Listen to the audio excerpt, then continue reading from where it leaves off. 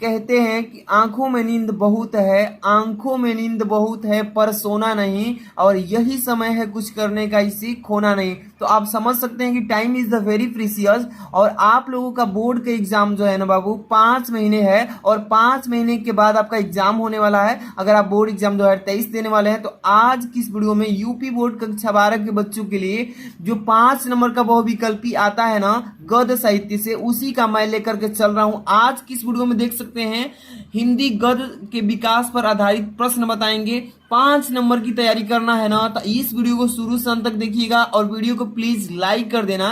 Channel पर नहीं तो बाबू सब्सक्राइब करके बेल आइकन प्रेस कर लीजिए। और हम आपको इंग्लिश की, हिंदी की, फिजिक्स की, मतलब जितने भी इंपॉर्टेंट क्वेश्चंस है ना, सब इस पर आपको कराया जा रहा है। चैनल को सब्सक्राइब कर लीजिएगा। और आज की इस वीडियो में देख लीजिए गद्य का विकास जो चैप्टर है ना, पहला 5 नंबर का बहुविकल्पी आएगा, इसी की तैयारी मैं करा रहा हूं। इसके पहले 2 वीडियोज मैं बना चुका हूं इसी से। तो देखिए 2 वीडियोज, पहला वीडियो और दूसरा वीडियो, इस वीडियो को डिस्क्रिप्शन में लिंक दे दिया हूं, और इस आई बटन पे क्लिक करके देख सकते हैं। और आज की इस वीडियो में देखिए हम एक मतलब 75 नंबर तक क्वेश्चन को करा चुका हूं, ठीक है। और यहां से आज हम स्टार्ट करेंगे, तीसरा वीडियो है इसी गद्य का साहित्य से, तीसरा वीडियो है। और इस वीडियो में हम 76 नंबर क्वेश्चन से कंटिन्यू करेंगे, और 110 क्वेश्चन मतलब कि चलेंगे पूरा, यानी कि 35 क्वेश्चन इसमें करेंगे। और आप लोगों को तैयारी कर लिए हैं, तो इसमें देखना है कि आप कितने 35 क्वेश्चन में से सही जवाब दे पा रहे हैं। तो आपको तैयारी अपनी मापनी है, तो पूरा वीडियो देखिएगा, लाइक करके कमेंट करके लास्ट में बताइएगा। चलिए 76 नंबर क्वेश्चन का आप आंसर देने के लिए रेडी हो जाइए। 76 नंबर क्वेश्चन क्या है इसमें कि काशी हिंदू विश्वविद्यालय में किस विभागाध्यक्ष के बाद रामचंद्र शुक्ल हिंदी विभाग के अध्यक्ष हुए। ये क्वेश्चन पूछा गया है, काफी इंपॉर्टेंट है। अगर एक एक क्वेश्चन को तैयार करेंगे ना, अभी से टाइम है, तो आप एकदम 100% अच्छा स्कोर करेंगे।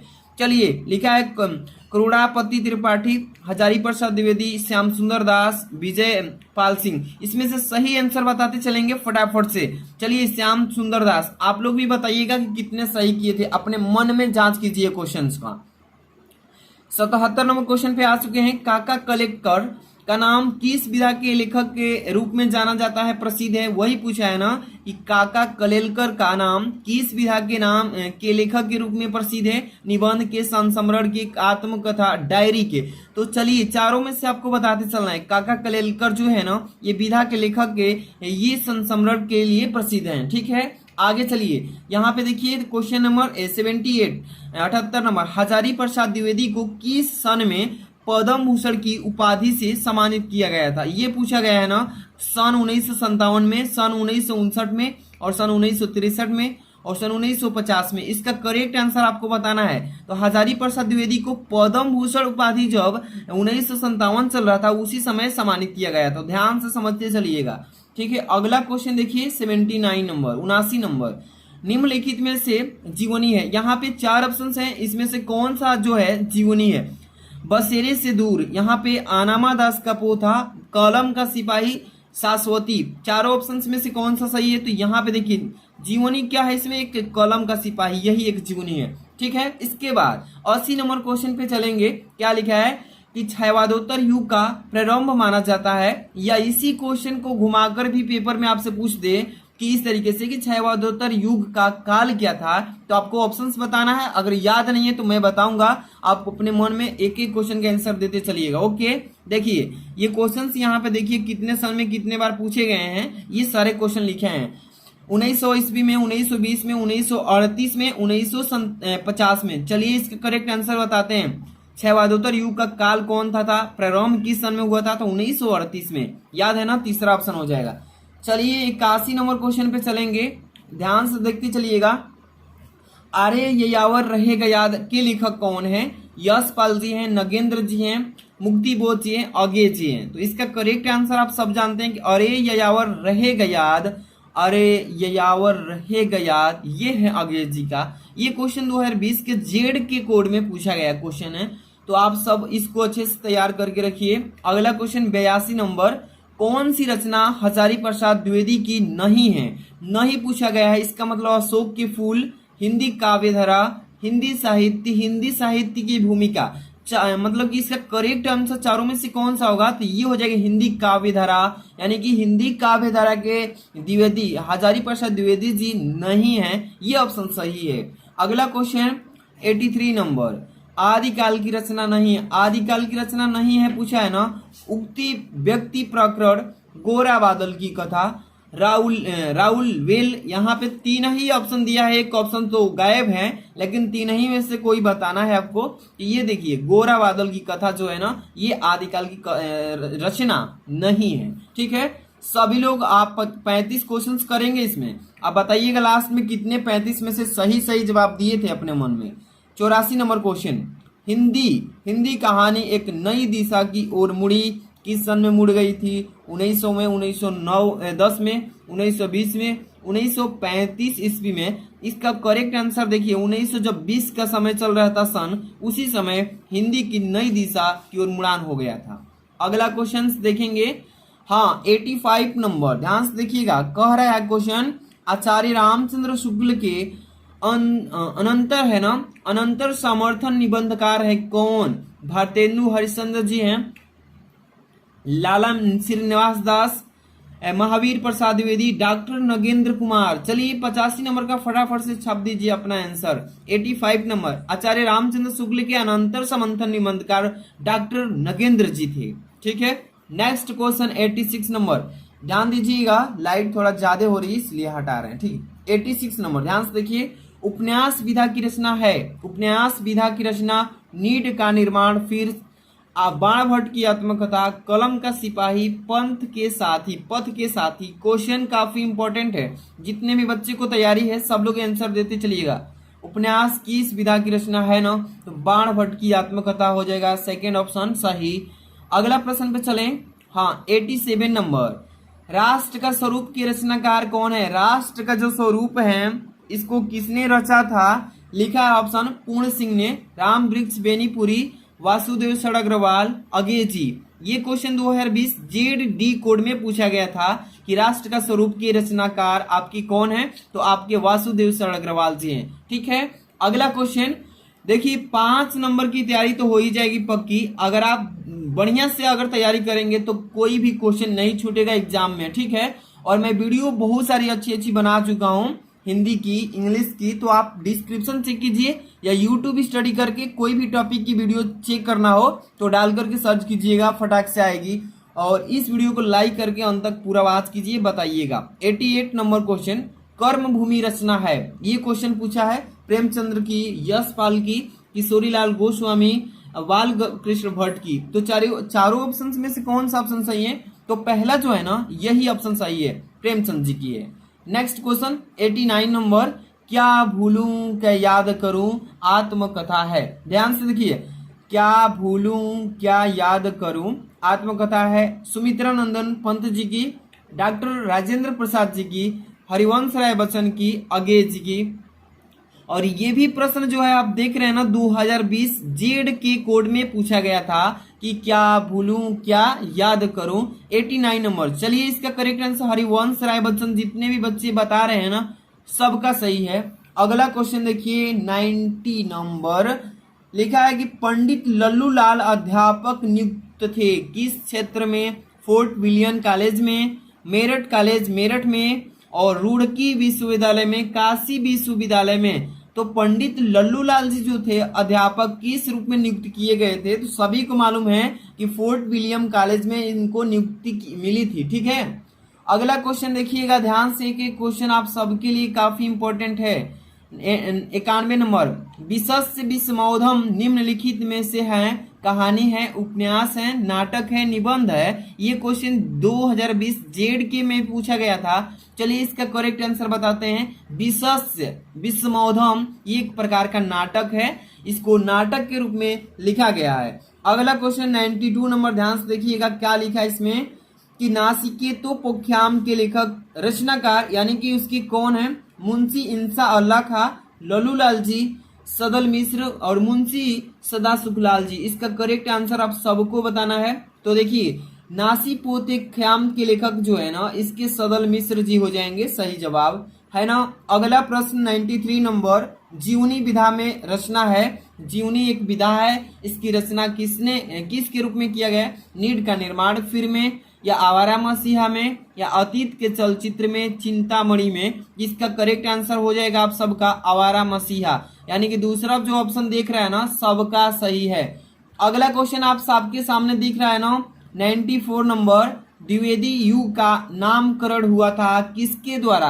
द्विवेदी युग का नाम किसने रखा था? यही कह रहा है ना कि महावीर प्रसाद द्विवेदी के नाम पर रखा गया था, हजारी प्रसाद द्विवेदी जी के नाम पे, जयशंकर प्रसाद जी के नाम पर, कि राम कुमार वर्मा जी के नाम पर। चलिए आप सबको बताइए, महावीर प्रसाद द्विवेदी जो थे ना इन्हीं के नाम पर द्विवेदी युग का नामकरण हुआ था। ठीक है, अगला प्रश्न देखेंगे 95 नंबर, कह क्या रहा है इसमें कि परीक्षा गुरु जो है ना इसकी रचना विधा है किसके रूप में? कहानी के, या उपन्यास के रूप में, कि या नाटक के रूप में, कि जीवनी के? सब लोग बताइएगा कमेंट करके।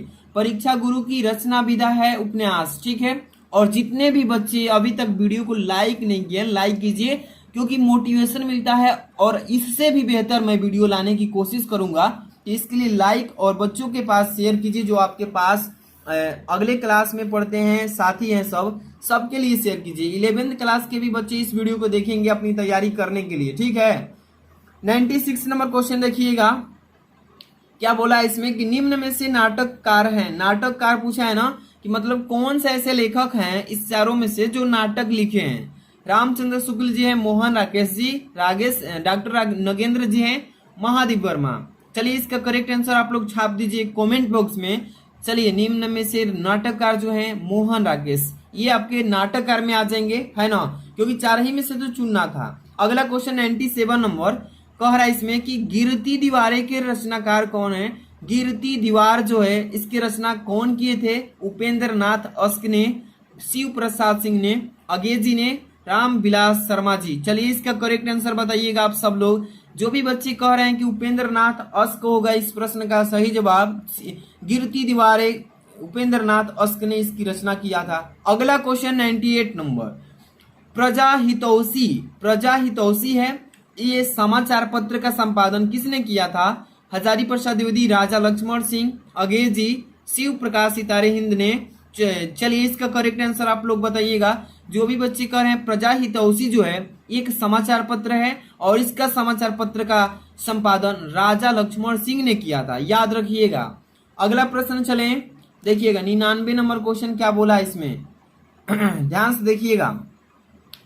क्षयवादोत्तर युग के गद्य लेखक, क्षयवादोत्तर युग जो था उस युग में गद्य के लेखक कौन थे? जयशंकर प्रसाद, माखनलाल चतुर्वेदी, वासुदेव स्वर्ण अग्रवाल, महावीर प्रसाद द्विवेदी। इसका करेक्ट आंसर हो जाएगा क्षयवादोत्तर युग के लेखक गद्य के वासुदेव स्वर्ण अग्रवाल, यानी तीसरा ऑप्शन इसका करेक्ट है। ठीक है, अब चलिएगा 100 नंबर क्वेश्चन पे आ चुके हैं।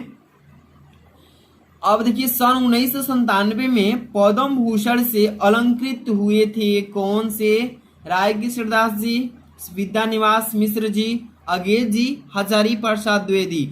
आप सबको मालूम है कि हजारी प्रसाद द्विवेदी जी थे, कहाँ गया, हाँ ये 1957 में पद्म भूषण से अलंकृत किए गए थे। ठीक है, अगला क्वेश्चन 101 नंबर, डॉक्टर संपूर्णानंद को मंगला प्रसाद पुरस्कार मिला था, प्राप्त हुआ था किस क्षेत्र पर? गणेश पर, चिदविलास पे, इसके बाद समाजवाद पे, इसके बाद आर्यों का आदि देश पर। चारों ऑप्शन में से कौन सा ऑप्शन इसका करेक्ट होगा? जो भी बच्चे कह रहे हैं कि चिदविलास होगा इसका करेक्ट आंसर, वो सबका सही है, दूसरा ऑप्शन इसका सही है। ठीक है, आगे चलेंगे 102 नंबर क्वेश्चन पे। चलिए 102 नंबर कह क्या रहा है इसमें कि बेकन विचार माला अनुदित ग्रंथ है किसका? राहुल शंकर, महावीर प्रसाद द्विवेदी, वासुदेव अग्रवाल, मोहन राकेश।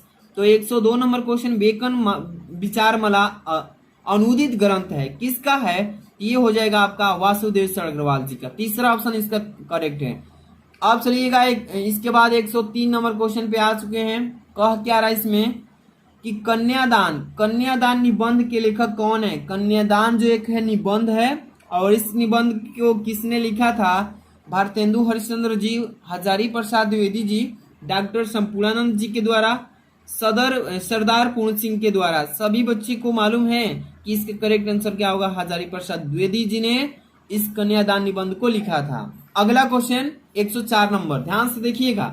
104 नंबर क्या बोला है कि विद्या की दृष्टि से, ध्यान से क्वेश्चन को ध्यान से देखिए, विद्या की दृष्टि से बोलगा से गंगा किस क्या है? उपन्यास है, कहानी संग्रह है, यात्रा वृत्तांत है या आत्मकथा है? तो इसका कहानी संग्रह हो जाएगा। क्या है? दृष्टि से वोल्गा से गंगा कहानी संग्रह। इसके बाद 105 नंबर क्वेश्चन क्या बोला है इसमें? अगे का, अगे यहाँ पे थोड़ा सा ऊपर कर ले ताकि साफ दिखे आप लोग को, है ना। चलिए, अगे का सन्नाटा शीर्षक लेख उनके किस निबंध संग्रह में संकलित है ना? त्रिशंकु में, आत्मनेपद में, सब रंग और कुछ राग में, लिखी कागज कोरे में। तो इसका करेक्ट आंसर होगा त्रिशंकु में। पहला ऑप्शन है ना, ये हो जाएगा इसका सही जवाब। और जितने भी बच्चे इसका पीडीएफ चाहिए ना, पूरा 200, इसके बाद 250 क्वेश्चन कराएंगे हम आपको। टोटल केवल 5 नंबर तैयारी के लिए 250 क्वेश्चन बताएंगे। तैयार कर लेते हैं ना तो 5 नंबर कोई नहीं रोकेगा, ठीक है। इसके लिए मैं देख रहे हैं ना, अभी तीसरा वीडियो बनाया हूँ, इसके बाद और 2-3 थे बनाऊंगा, कंप्लीट हो जाएगा। इसके बाद पद साहित्य से भी बताऊंगा। जितने बच्चे लाइक नहीं किए, लाइक शेयर कर दीजिएगा। अब देखिए क्वेश्चन नंबर 106 क्या बोला है कि हिंदी साहित्य में व्यंग्य के आधार पर स्तंभ है। श्याम सुंदर दास जी हैं, खड़े हैं कि कन्हैयालाल मिश्र, प्रभाकर जी हैं, हरिशंकर प्रसाद जी, राम वृक्ष बेनीपुरी। चलिए, इसका करेक्ट आंसर आप सबों को मालूम है कि हरिशंकर प्रसाद जी जो है हिंदी साहित्य में व्यंग्य के आधार पर स्तंभ है, एक तरह के पिलर के रूप में खड़े हैं, ये कह रहा है। 107 नंबर क्वेश्चन क्या बोला है कि खलील जिब्रान के दी मैडमैन कृति का पगला नाम से हिंदी में अनुवाद किया था कौन? राय कृष्णदास जी, राम वृक्ष बेनीपुरी, राहुल संस्कृत्यान जी, अगेय जी। सभी को मालूम है ना, जो इसमें करेक्ट आंसर होगा पहला जो सॉरी इसमें तो हो जाएंगे ना राम वृक्ष बेनीपुरी, ठीक है। राम वृक्ष बेनीपुरी जो है ना, दी मैडमैन यानी कि पगला नाम से हिंदी में अनुवाद किए थे। अगला क्वेश्चन 100 कितना नंबर, सॉरी ये जैनेन्द्र कुमार होगा ना इस पर। राम वृक्ष बेनीपुरी तो इसका नहीं होगा ना, इसका तो पहला हो गया ऑप्शन 107 नंबर का, ठीक है। 107 का पहला क्वेश्चन का आंसर होगा राय कृष्णदास। अगला क्वेश्चन 108 नंबर चलेंगे। साहित्य का श्रेय और प्रेम निबंध संग्रह है किसका है? जैनेन्द्र कुमार जी का, है ना। अगला क्वेश्चन 109 नंबर पे बाण भट्ट की आत्मकथा विदा है। बाण भट्ट की आत्मकथा विदा है किसका? रेखा चित्र जी का। आत्मकथा का, उपन्यास का, निबंध का? उपन्यास। इसका सही जवाब क्या होगा? उपन्यास होगा, ठीक है। इसके बाद 110 नंबर क्वेश्चन क्या बोला है इसमें? आखिरी क्वेश्चन है, समझ लीजिए। इसमें से कहानी है राज मुकुट गढ़ध्वज का अपना अपना भाग्य, आन का मान। इसमें से करेक्ट आंसर आपको बताना है अपना अपना भाग्य, ये है इसमें से कहानी। तो मैंने टोटल 35 क्वेश्चंस बताया है और आपने कितने अटेम्प्ट किए हैं, यानी कितने सही किए हैं 35 में से कमेंट बॉक्स में छापिए अपना कि मैंने 20 किया है सही, मैंने 25, मैंने 30। सब लोग बताइएगा, लाइक कर दीजिए। पीडीएफ के लिए टेलीग्राम का वीडियो में डिस्क्रिप्शन में लिंक है, टेलीग्राम में लिखा होगा, ब्लू लिंक होगा एक नीला सा, उस पर क्लिक करके वहां पे ज्वाइन हो जाइए। पीडीएफ ही प्रोवाइड कर देंगे 250 क्वेश्चंस का। 5 नंबर की तैयारी पक्की हो जाएगी। जो बच्चे चैनल पर सब्सक्राइब कर लीजिएगा। मिलते हैं नेक्स्ट वीडियो में। Thanks for watching.